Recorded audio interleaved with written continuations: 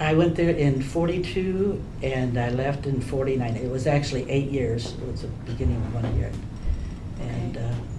And your sister was there too? I had a brother and 2 sisters there and myself. Mm-hmm. There were 4 of us there. Mm-hmm. And most of the children that came to the home, it was because of a broken home, Mm-hmm. a death of a parent, Mm-hmm. or maybe the parents just could not more financially care for their children. Mm-hmm. And my parents were in the process of getting a divorce. Mm-hmm. And my mother had left with my younger sister, who was 9 months old.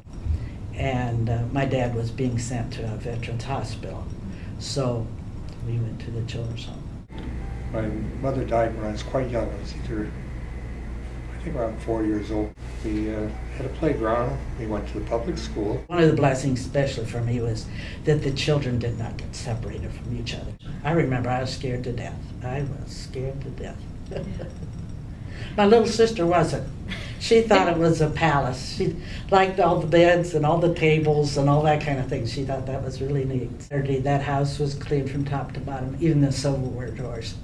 And the floors were all scrubbed. And if they weren't scrubbed to their satisfaction, they were scrubbed again. Paul and Margaret had a big bedroom, and there were 3 cribs in there. There was a window in between each crib. They just fit right in there. They were cribs.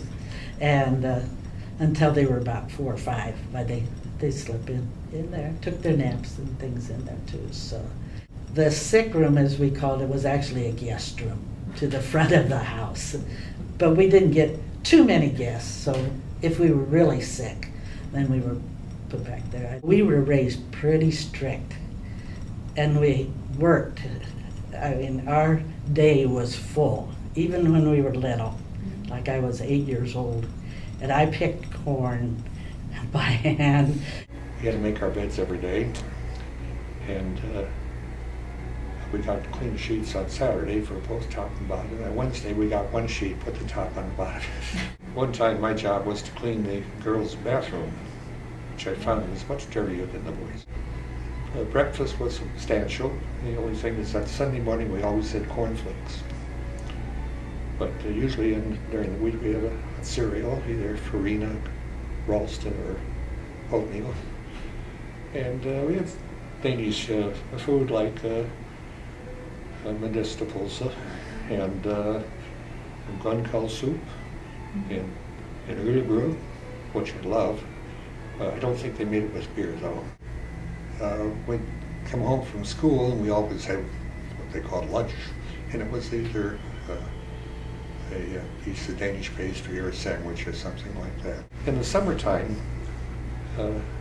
we went to farms in Michigan. Well, the first year I went to a farm in Dwight. The next year I stayed in the city and lived with my father at his boarding house where he lived in the Danish-American home. The Bible camp was the experience of the year. Yeah. It was like one person wrote to me that I thought I'd been to a little bit of heaven after I'd been to Bible camp. That was the one thing we really got to do. That was our vacation. Yeah. We forgot all about our chores. And we're just regular kids then.